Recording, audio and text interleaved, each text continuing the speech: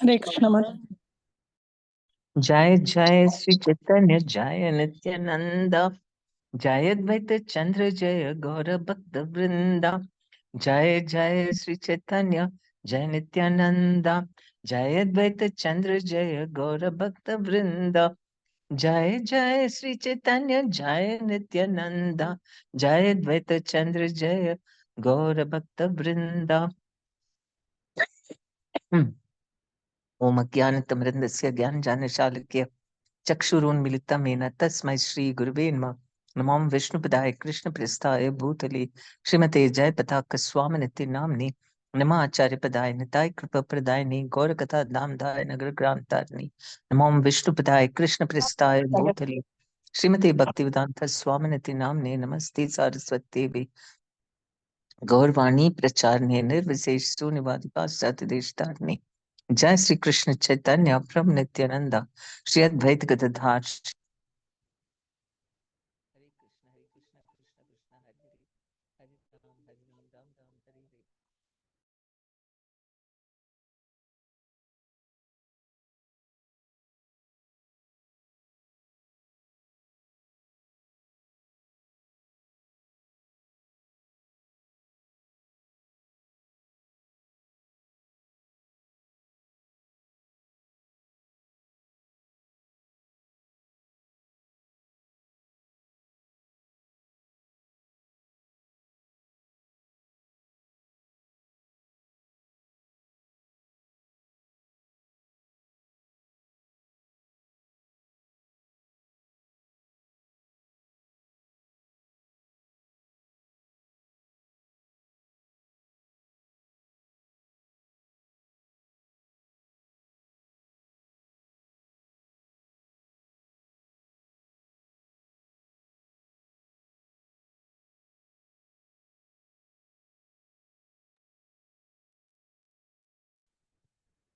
हरे कृष्ण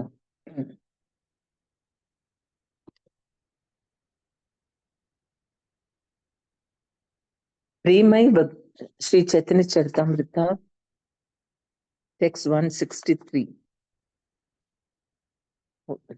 शांत गुरु मंत्र ओम ज्ञान तिमिरस्य ज्ञान ज्ञानशालाक्य चक्षुरुन्मिलितं येन तस्मै श्री गुरुवे नमः नमो विष्णुपदाय कृष्णप्रेष्ठाय भूतले श्रीमते जयपताक स्वामिनिति नाम्ने नमः आचार्यपदाय निताय कृपाप्रदायिने गौरकथाधामधाय नगरग्रामतारिणे नमो विष्णुपदाय कृष्णप्रेष्ठाय भूतले श्रीमते भक्तिवेदांत स्वामिनिति नाम्ने नमस्ते सारस्वती देवी गौरवाणी प्रचारिणे निर्विशेष शून्यवादी पाश्चात्य देशतारिणे जय श्री कृष्ण चैतन्य प्रभु नित्यानंद श्री अद्वैत गदाधर श्रीवासदि गौर भक्त वृंदा हरे कृष्ण कृष्ण कृष्ण हरे हरे हरे राम राम राम हरे हरे प्रेमैव श्री चैतन्य चरितामृता आदि लीला चैप्टर 4 टेक्स्ट 163 प्रेमैव गोप रामाणां काम इति अगमत् प्रथाम इति उद्धवादयोपि एतं वाञ्छन्ति भगवत् प्रियाः. The pure love of the gopis has become celebrated by the name lust. The dear devotees of the Lord, headed by Sri Uddhava, desire to taste that love. This is a verse from Bhakti Rasamrita Sindhu 1.2.285 and 286. So such exalted devotees like Uddhava want to taste this love. That means how pure it must be, how selfless and how noble. Kama prema dhonkaara vibhinna lakshana lauha ara hema yache swarupa vilakshana. Lust and love have different characteristics, just as iron and gold have different natures. One should try to discriminate between sexual love and pure love, for they belong to different categories with a gulf of difference between them. They are as different from one another as iron is from gold. Actually, we can understand even from the instance of Kubja. Kubda means hunchback, right? In Hindi, Kubda and Kubja, her name was, and उपजा she, माता जी so she was, in the beginning, she was attracted to Krishna in a lusty way. that is material lust. She was very attracted to Krishna. She wanted to enjoy Krishna. And but somehow she was attracted to Krishna. So Krishna, anyone who comes to Krishna will get purified. So she said, "You must come to my house," and all that. And she was, she didn't have the mood of a gopi. She was thinking like, I mean, she wanted to enjoy with Krishna. So we can see the difference. And so Krishna said, "Okay, I will come. I'll finish some work and all that I have, and after that I will come." So when he went there, then after this thing, then she took him inside and so on. And then she placed Krishna's lotus feet on a heart and a chest and all that. And just by the touch of Krishna, just by being, associating with him, uh, she just changed. And her whole mood changed from wanting to enjoy to wanting to one of giving pleasure to Krishna. So that is you can see how even in attraction to Krishna, they can be in a mood of enjoyment for one's own happiness, for one's own pleasure, and like the gopis, nothing for oneself, simply only Krishna's enjoyment. So that's why it is completely pure. And you can imagine what Krishna, if gopis themselves, just by coming close to Krishna, Kubja became, purified, then how will Krishna have any such thoughts? His love is also completely transcendental. Atmendriya priti vancha tare bhali kama. Krishnendriya priti icha dare prema nama. The desire to gratify one's own senses is kama or lust.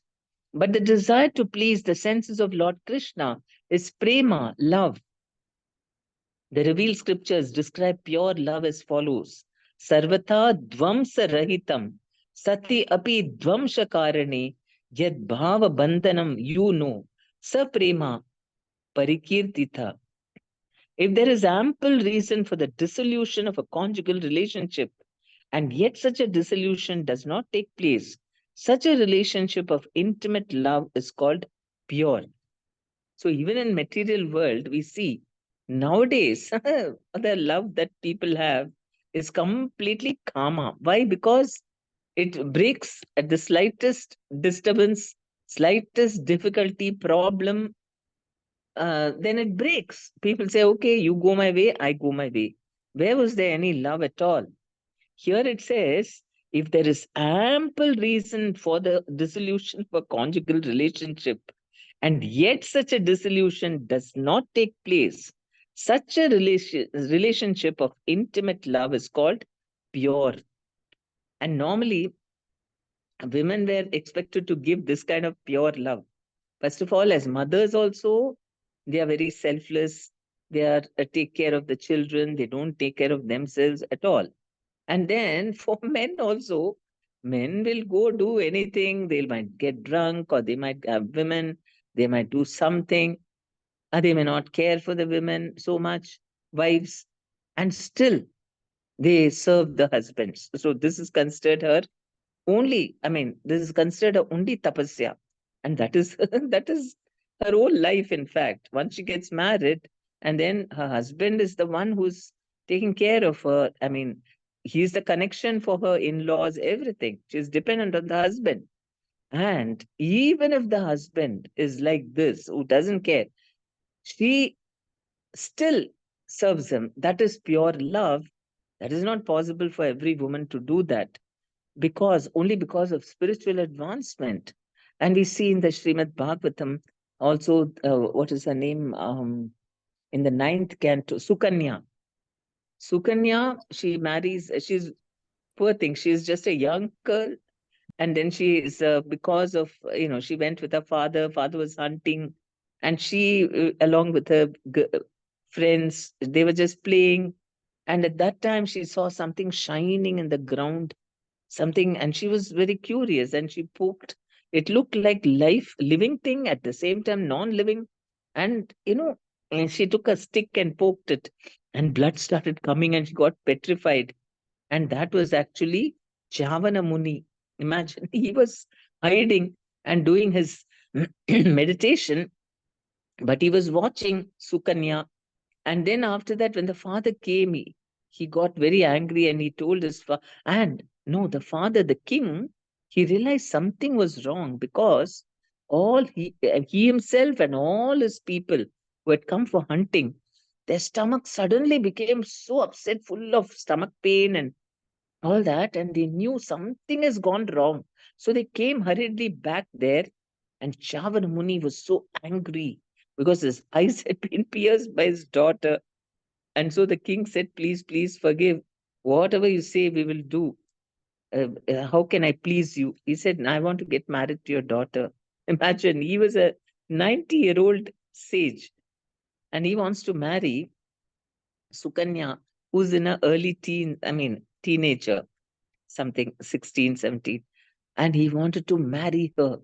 And then the king thought, now if he refuses, the these sages, some of them will curse also.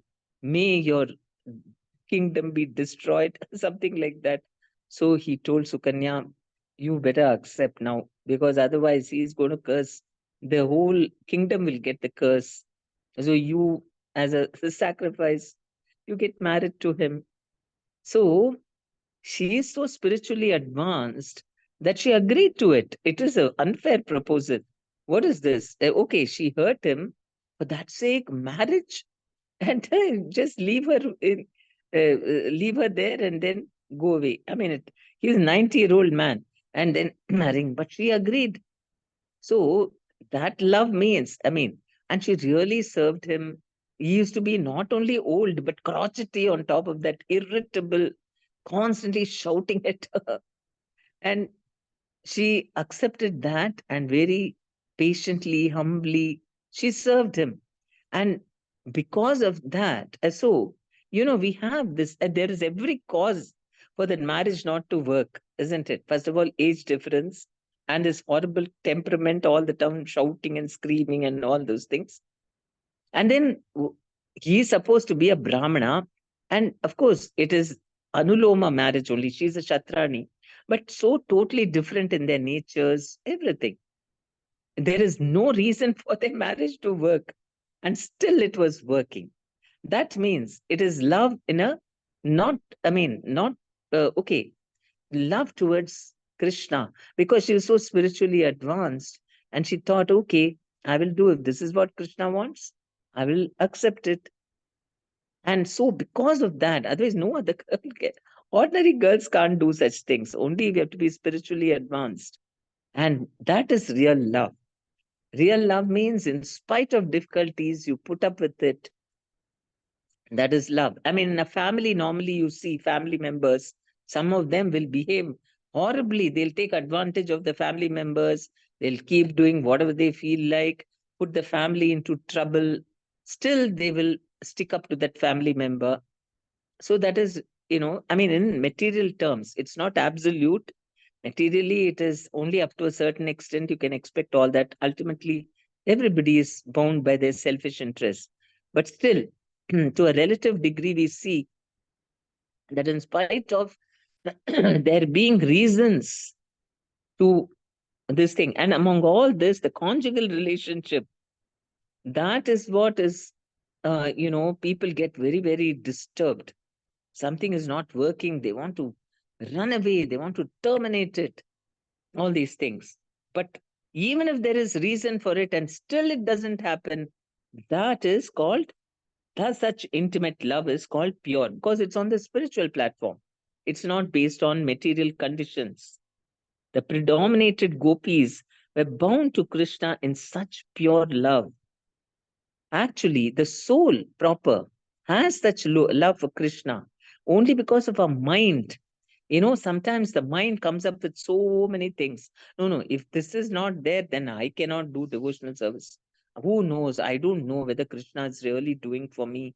All these kinds of doubts come because of our material identity. Some sense gratification we are attached to, by which we are identifying ourselves as our body and our mind, and the mind is able to influence us. Oh, no, no, no, I will not accept it. This much I cannot do. We put some barriers. This is too much, Krishna. What is this? Because of our some identification with the mind. But the minute there is no identification with the mind or body, then the soul naturally wants to do everything for Krishna. The predominated gopis were bound to Krishna in such pure love. For them, there was no question of sexual love based on sense gratification. Just see how very exalted they are. The greatest of all sannyasis, yogis, even they cannot reach to the gopi state of love. There was no question of sexual love based on sense gratification. Their only engagement in life was to see Krishna happy in all respects, regardless of their own personal interests. They dedicated their souls only for the satisfaction of the personality of God in Sri Krishna. Is this possible on the bodily platform? It's impossible because body and the mind are craving for sense gratification. It's very difficult to be so selfless when you're in the bodily identity. So they were only existing for the satisfaction of the personality of God at Sri Krishna.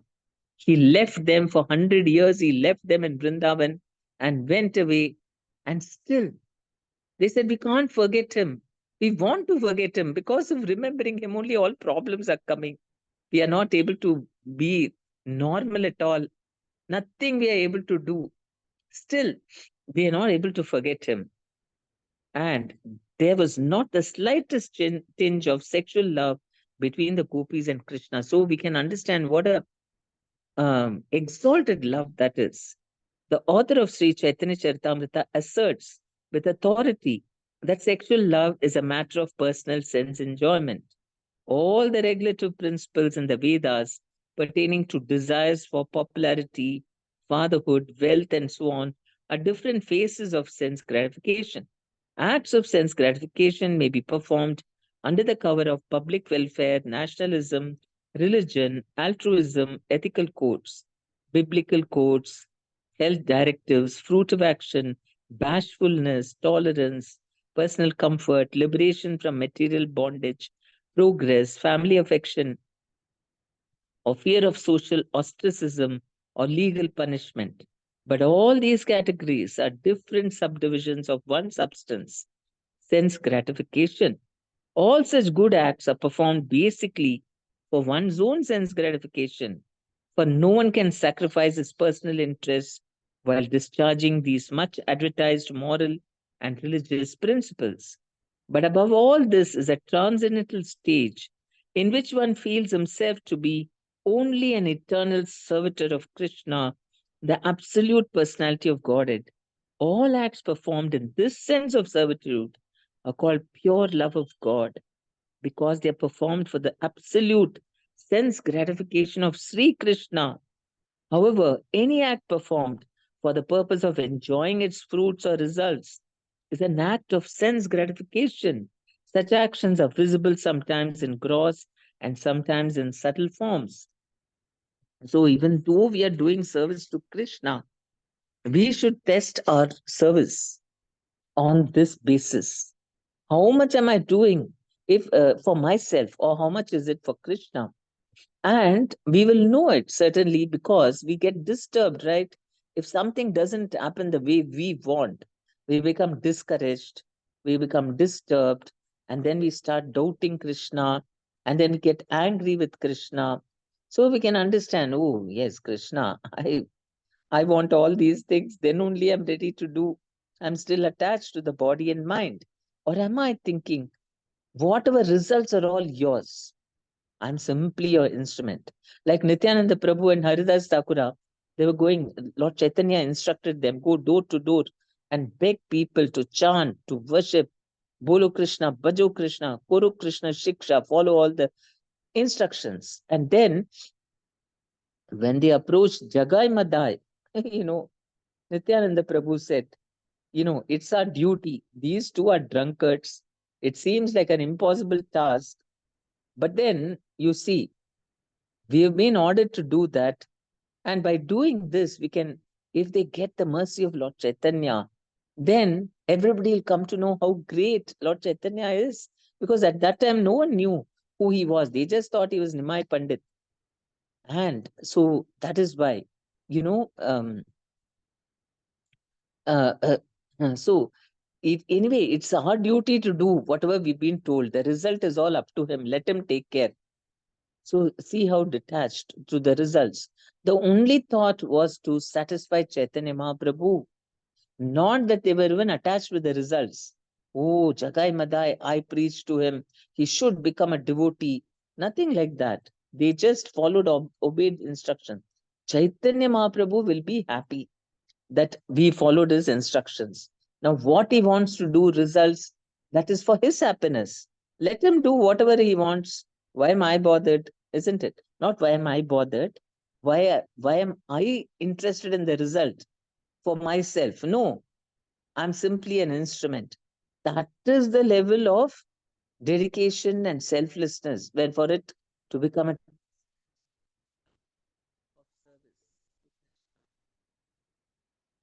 so we should not pride ourselves thinking I'm also doing service. Then what service? Are we this pure that we are not at all attached to any result? I mean, not that we do try our best as if it depends on us. They also went and begged Jagai Madai, please take the thing, otherwise you will suffer. They also said all that, but ultimately they knew that it is all Chaitanya Mahaprabhu's thing, and I'm only doing it for him. So we have to act as if everything depends on me, but not be attached to the results at all. Understand that the results are completely dependent on Krishna only. मेरा तात्पर्य निज संभोग केवल कृष्ण सुख तात्पर्य मात्र प्रेम प्रबल. The object of lust is only the enjoyment of one's own senses, but love caters to the enjoyment of Lord Krishna, and thus it is very powerful. So that is why, you know, whatever it may be, see, men have to do a lot of tapasyas and all that. They have the capacity also to go and learn, go outside and do so many things. They're able to do that. For women, they're been given only one thing, that you just serve your husband and family members, because one instruction only, and then they can get complete success. Even if the husband is not a devotee or pure, but she's just serving him because the Shastra says, then at least she'll go to heavenly planets. She'll get punya karma. He's not a devotee, but she'll get material results because of following this. Because it requires great self control, much more than what the men are doing, because they have to false ego is very difficult for men to give up, right? Because they each one thinks like, I'm independent, I will decide, I will do. Whereas for a wife, at least she has to, think about the husband's pleasure and do whatever he does. So, and render service, all the selfless service she renders, it is a very good method. Actually, just by doing that, you can get all perfection, you can become liberated. That is why it is being given. It is not due to unjust reasons, because everything in the Shastra is only aimed at our liberation. It is not for how to make us happily live here ever after. No. Every even material injunction is simply aimed at material liberation. So if we have, I mean, actually, that is why women can make very quick spiritual progress now, especially in this age, because we have Hare Krishna mantra as well. We have Panchatattva, Chaitanya Mahaprabhu as well. And then if we just follow this and do it without, I mean, in a service mood. Why? Because we want spiritual perfection. We want to become, completely, it's not very difficult to become a perfection if you just take all these things. Chaitanya Mahaprabhu wants that we should surrender and serve without any ahankar, and the ahankar will flare up from time to time, because it's very much, it's the, controlled by Lord Sankarshana and Lord Shiva. I mean, it's like a snake. They are. They are only controlling it. And so it will flare up. But then, if we have, if that is the goal, no, I will tolerate, I'll put up with everything. Because why? Because I want to perfect my life. I want to attain pure love for Krishna. Very easy, right? It's very difficult, but it's also easy.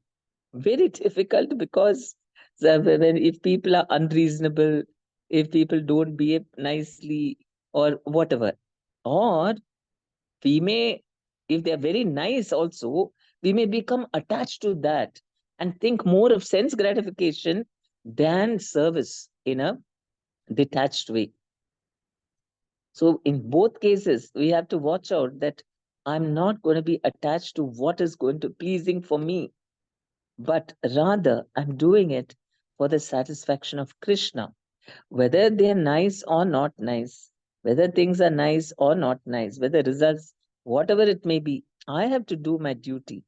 That is what will take us towards selfless love. This is which is kama to prema. Kama is for oneself. Any activity done for oneself is kama, and any activity done for the pleasure of Krishna or Guru or his following his instructions, that leads to prema. Loka dharma, Veda dharma, Deha dharma, karma, Lajja dhairya, Deha sukha, Atma sukha, marma, Tushtyaja aryapata, Nija parijana, Swajane karai yatatadana, Vatsana, Sarvatyaga kari kare, Krishnera bhajana, Krishna sukha hetu kare, Prema sevana. Social customs, scriptural injunctions, bodily demands, fruit of action, shyness, patience, bodily pleasures, sense gratification, and the path of Varnashrama Dharma, which is difficult to give up. The gopis have forsaken all these, as well as their own relatives, and their punishment and scolding for the sake of serving Lord Krishna. They render loving service to him for the sake of his enjoyment. Only when you're in that mood can you tolerate everything. Social customs, sometimes Krishna, I mean, what? You cannot just walk out in the middle of the night and meet one man. That is totally against social custom. They gave up that. Scriptural injunctions also, you should, if you should be only with your man, if you're if you're married, you're with your husband, you should only love the husband, not somebody else. So that scriptural injunction also they gave up. Bodily demands, um I suppose, I mean, they were completely surrendered to doing service to Krishna, not for their pleasure but for the pleasure of Krishna only. Everything, fruit of action, we are, the body always wants something in return for everything, right? Our mind is like that. We are fruitive. I mean, as long as if we are in material consciousness, for every work we do want something in return. That also, everything, they didn't want anything. See, every girl, what does she expect? That, if she is loving a man, she wants him to marry, give her a house, give her protection. They didn't get anything from Krishna, right? No, they just, that's it. Only they meet Krishna, they have love for him, he has love for her, but nothing, nothing else, only this love. There is nothing Krishna gives to the gopis at all. And yet, Krishna always is thinking only of the gopis and Radharani, and the gopis are also only thinking of Krishna. So that is the love which is without any strings attached. You love me, I love you, but nothing. You don't have to give anything. So that is the kind of love they had. Self gratification and the path of Varnashrama Dharma, which is all difficult to give up, right? Because these are the things which, like our caste system, that also devotees want to marry devotee. Now, the parents are saying, no, no, no, only caste. You have to see as if they are following the caste norms anyway. They'll say, no, our caste only. Because they For them, it's about sense gratification. It's about their prestige in society. They've got many reasons. But the devotee wants only Krishna. And then rather than be stuck with a non-devotee same caste, they would prefer different caste but Krishna devotee. So, like this, the devotee is ready to forsake everything for Krishna, as well as their own relatives and their punishment and scolding. Yes, they'll say, "Oh, you think you're a big saint? Is this the age to stop eating onion and garlic? You must eat onion and garlic. Very good for health." And then scolding, punishment.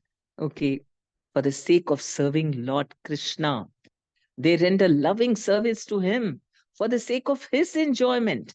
Are we doing so that, oh, if I eat onion and garlic, if I give up onion and garlic, then I'll become very wealthy and everything will be nice in my life? Does Krishna promise anything like that?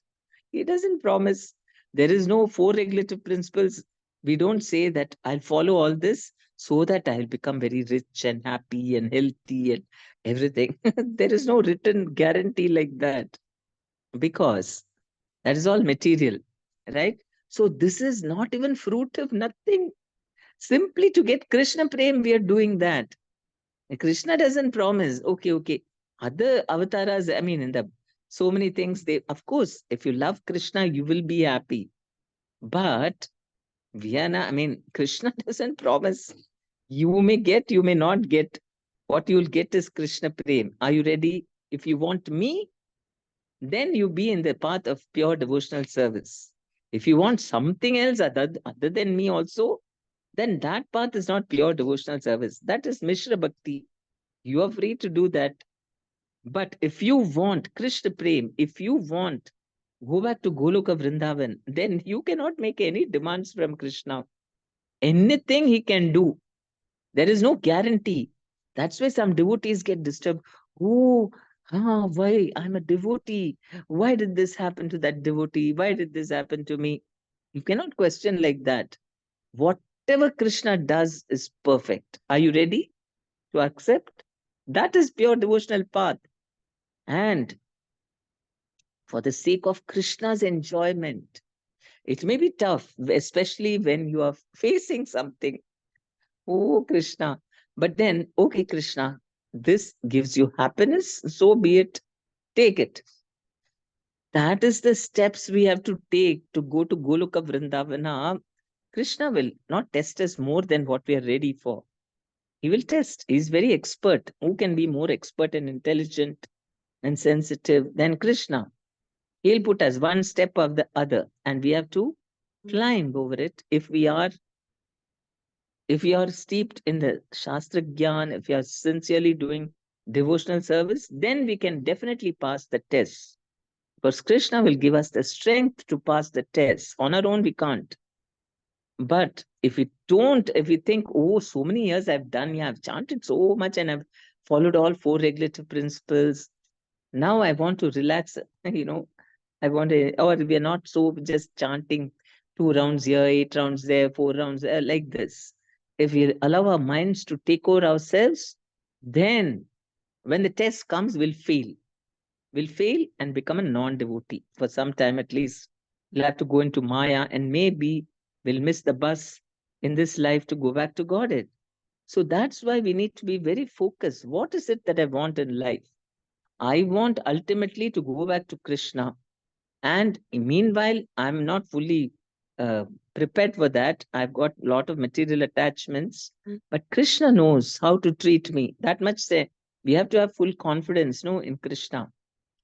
What is his purpose? He's trying to make us into a pure devotee. Now, if you don't want to become a pure devotee, then you relax. You enjoy yourself. Some more lifetimes are there. You enjoy yourself nicely and go back. But if you want to go back to Krishna, then we need some purification. And for that, first of all, our sadhana should be very, very pure, very sincere. And then whatever little anarthas we have, Krishna's got a big, uh, what do you call that? Lens. I mean, what is that? What lens is it? Um, microscopic lens is there. He's watching.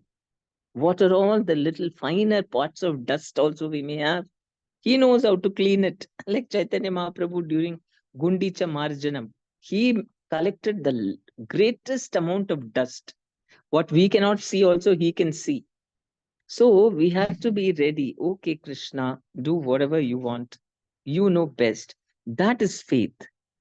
And if we want pure love for Krishna, which is actually the most auspicious thing, there cannot be anything more auspicious than that. And that is the greatest wealth you're giving all your family members.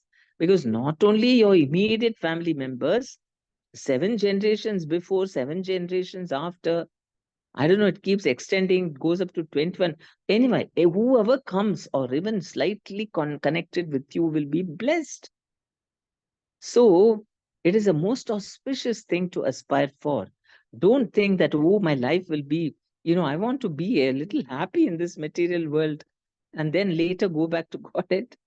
We cannot make the demands. Maybe Krishna will do that. He's doing it also. We don't realize how much he's giving us. We're always thinking of things which he didn't give us. And we have a lot of lists to tell Krishna, I'm chanting so nicely. Why you're not giving me that? He's already giving so many things. Only if he takes it away, we'll realize, oh, he gave me so many things.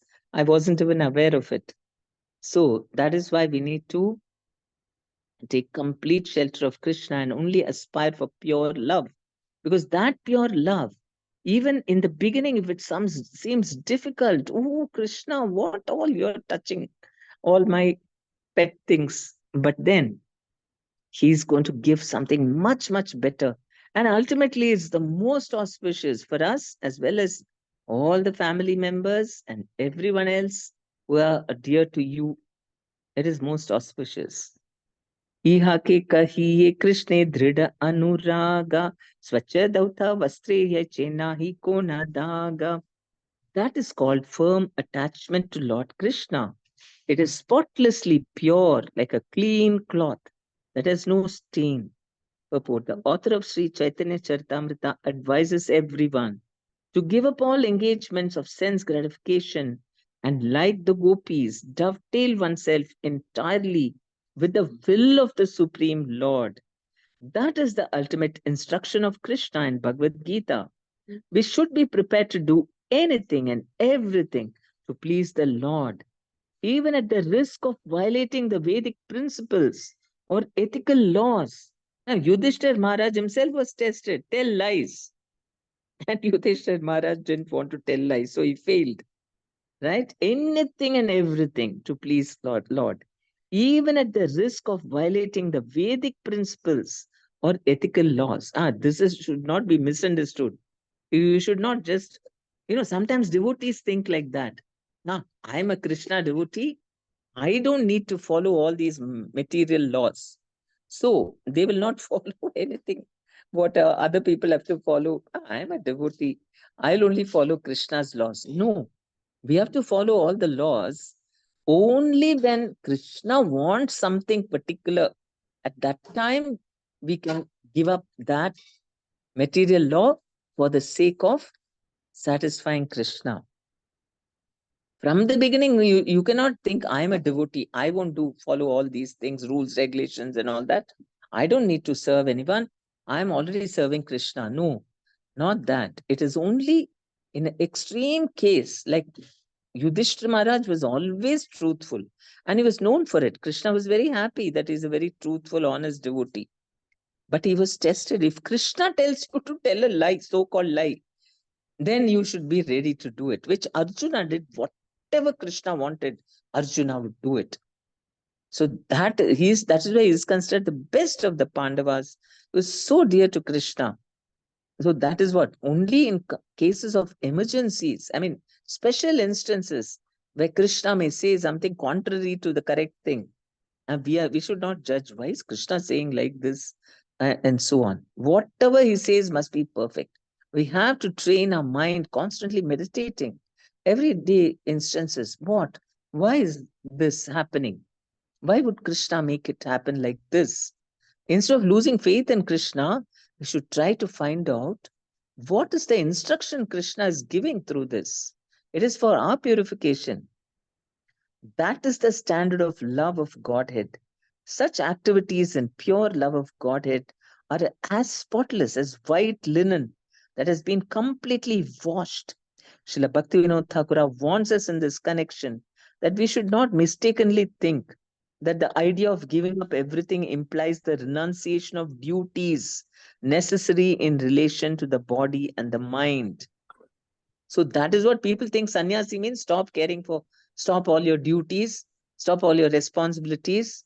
No, even such duties are not sense gratification if they are undertaken in a spirit of service to Krishna. Even taking care of your family members, even taking care of our own bodies, if we do it only so that we can satisfy Krishna, then it is spotless. That is why Vaishnavas don't look dirty and shabby. Maybe a Mayavadi sannyasi may think everything is Maya, Maya. Wear some shabby clothes. I'm not interested. I'm not the body. You see all the jnanis, yogis, how they are dressed. Shabby. They'll wear some clothes and their hair and all grown, looking very, this thing, dirty clothes. They don't bother about all this because I'm not the body. But Vaishnava doesn't dress like that.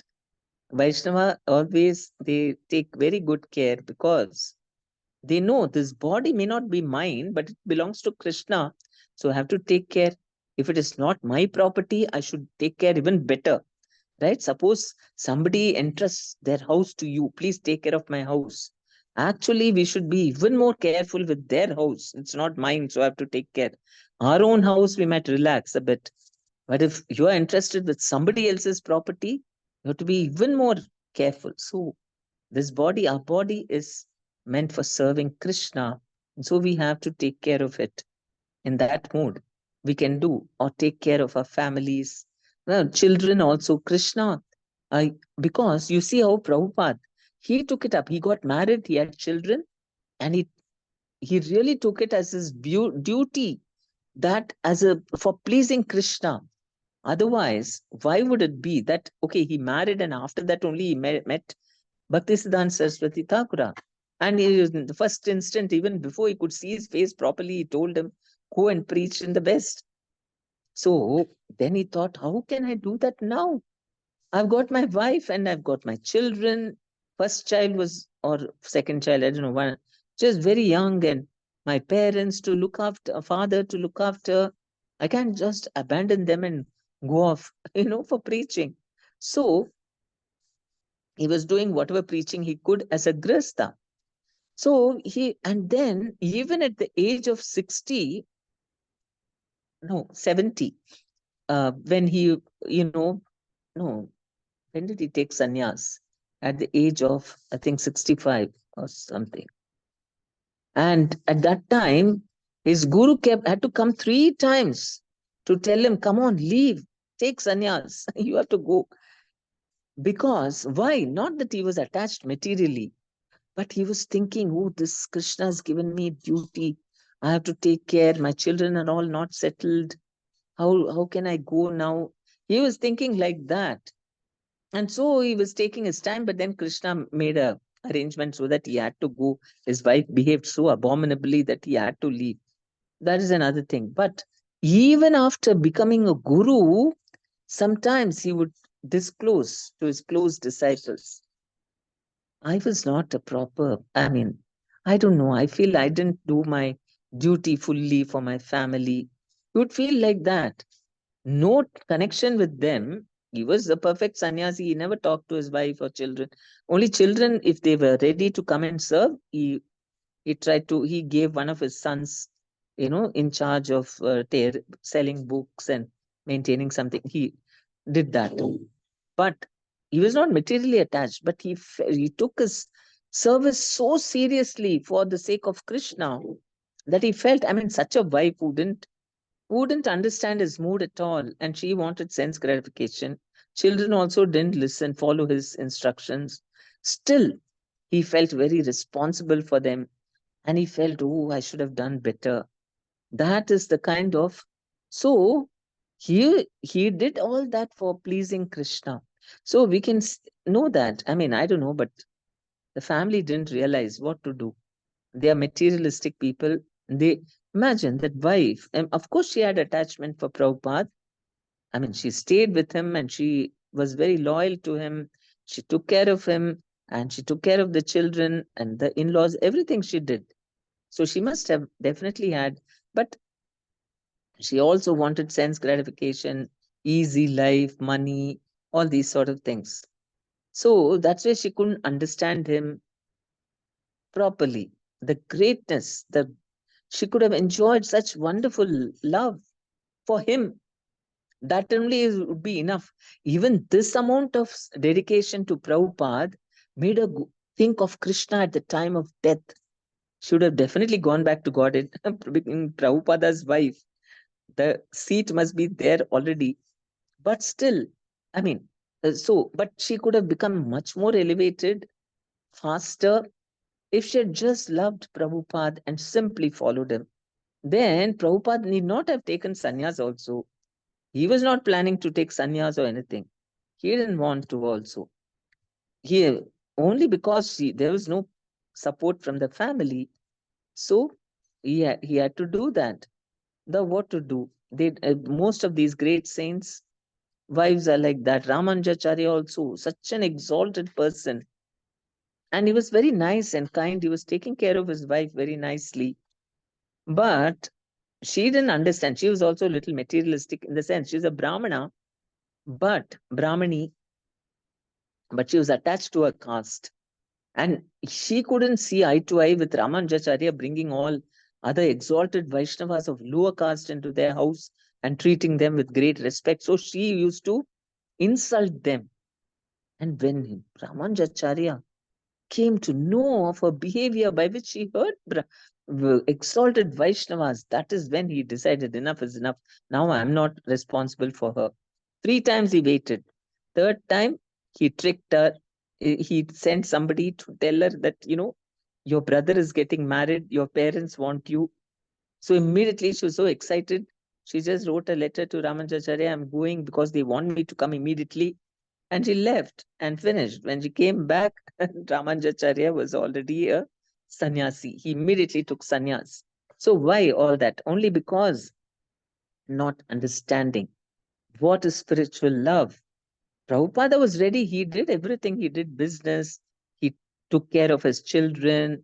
He tried to whatever, like an ordinary grasta, he did everything. But what was his mood? It was not for sense gratification. It was all for satisfying Krishna. So he was so pure, and other family members also joined him and did everything. They would all been in bliss. But unfortunately, I don't know, they never understood. Maybe it was the British time there, and people thought drinking tea is very smart and, very sophisticated. That's more important. Material wealth and, the Badra look, the Bengalis, they felt that, Western civilization is much better. All this puja, this bhajan, they didn't have respect for that. So I don't know. It was also the times were such they couldn't value Prabhupada. Very sad. So we should understand that even within the family life, I mean, it's not that you have to. That's what he's saying. Bhakti Vinod Thakura, he himself was a Grihastha, warns us in this connection that we should not mistakenly think that the idea of giving up everything implies the renunciation of duties necessary in relation to the body and mind.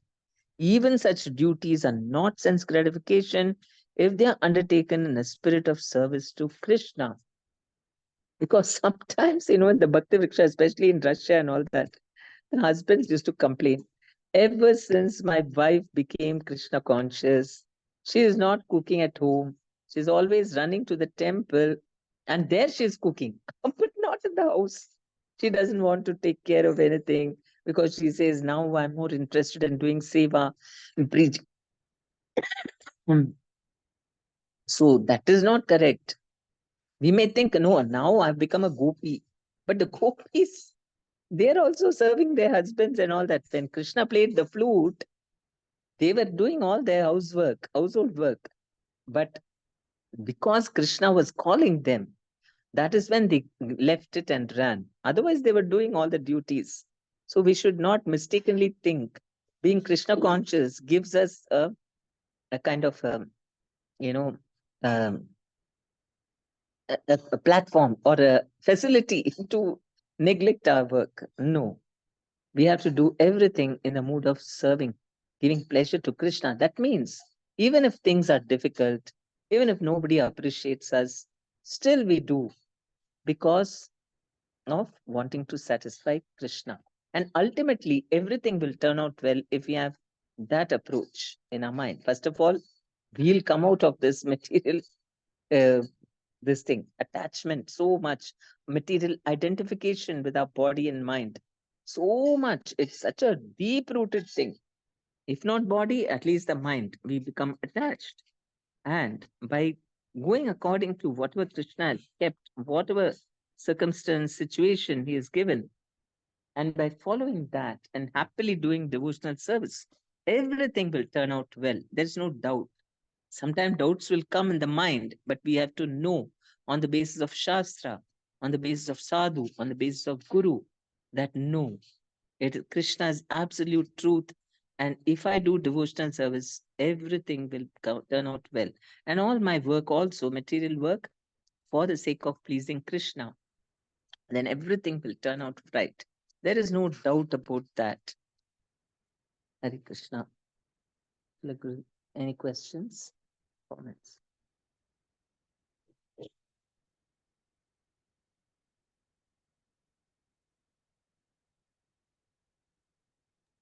Hare Krishna Mataji Dandavataram, please accept my humble obeisances. Yes, please. All goes to Srila Prabhupada, all goes to Srila Prabhupada. Yes, Mataji actually have one friend, Mataji. He follows Madhva philosophy, Mataji. So he always says me that Bhima is more great devotee than Arjuna. So and also he follows a lot Hanuman as well. So always tells that Hanuman is also very great devotee of Lord. So I mean, just want to understand Mataji, like because he also from the Madhva philosophy. So so could you please elaborate on that, Mataji? Hare Krishna. see, he is saying this because Madhvacharya is Bhima's incarnation. So he has his attachment now to Bhima because he is Madhvacharya. So let him feel then there's nothing wrong. If he is more attached to Bhima than Arjuna, that is okay. Because of this, because of Madhvacharya's connection. So that is all right. But let him not condemn Arjuna. You say that Arjuna is and I mean, he's considered, I mean, Krishna himself in the Bhagavad Gita, he says, among the Pandavas, I'm Arjuna. Now, you and me are not going to decide who's better. Krishna has said in the Bhagavad Gita, among the Pandavas, I am Arjuna. That means he's the topmost, right? We have to accept. That is up to him. But this is what Krishna is saying. It doesn't mean you have to love only the best people, na. Bhima is also exalted, love him. So what if Arjuna is better than him? That doesn't matter. In spiritual life, there is nothing like that. I will only love someone who's the topmost in everything. Doesn't have to be. There's nothing top, bottom, and all in spiritual life. Everyone is pleasing Krishna. So if you love Bhima, that's wonderful. Why should it be? That is for your ego gratification. Whomever I love must be the topmost. No need. Maybe Arjuna is more closer to Krishna. Gopis are closer than Bhima. So what? You give up your Bhima? No. Whoever, I mean, maybe we are devoted to Narayana. Now, if you have your relationship with Narsimadev, will you feel insecure? Oh, those who are Krishna worshippers are the topmost. I mean, Krishna's form and then all those rasas, only Madhurya, Vatsalyas, and Sakas. That is all better. Now mine is Dasya. So I'll change my relationship. It's not like that. So you tell him, see, Krishna has said there is always, in spiritual life, all are equal. and all are not also equal, but that is transcendental. Nobody feels bad about it. In fact, every devotee feels that everyone else is better than me, and they feel very joyful about it. Even Srimati Radharani thinks everyone else is serving Krishna so nicely, only I am not serving. So nobody tries to compete and say I am the better devotee. Whoever I worship is only the topmost. No one has that mood. So if he has some mood like that, that is material. Okay, Mataji, got it. Hare Krishna. Thank you so much, Mataji. Hare Krishna. Dhanavad. Actually, this is the Madhva's standard statement. I think they write in front of house also. Hari Sarvottama, Vayu Jivottama. Mm. Vayu means they are referring it to Madhvacharya. He says, among all Ah, jivas, he is the best. And of course, Hari is Sarvottama. He is better than everybody. But they say Vayu Jivottama. that is just false ego.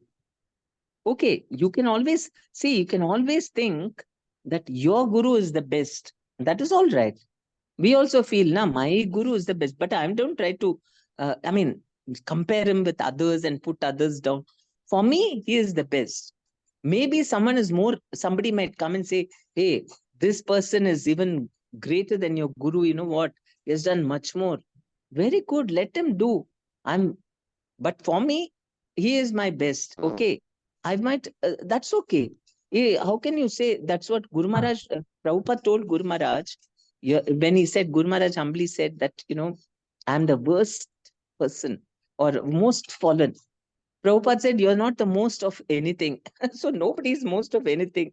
How can we demand that my guru should be the topmost? There may be so many other gurus who have done much more than him and all that. So what? That doesn't make me love him less, right? That's what. That's what Madhvacharyas, they're all these Tattvavadis. Na? That is why Chaitanya Mahaprabhu didn't follow that Sampradaya. He followed Madhavendra Puri. I mean, though it's coming in Madhvacharya who had Krishna Prem and all, but his followers, they're all Tattvavadis who just are ritualistic. They're very, very rigid, fanatic, and they are this thing, towards women also, like that. So though they follow everything, they are a little dry. There's a little bit of this tattva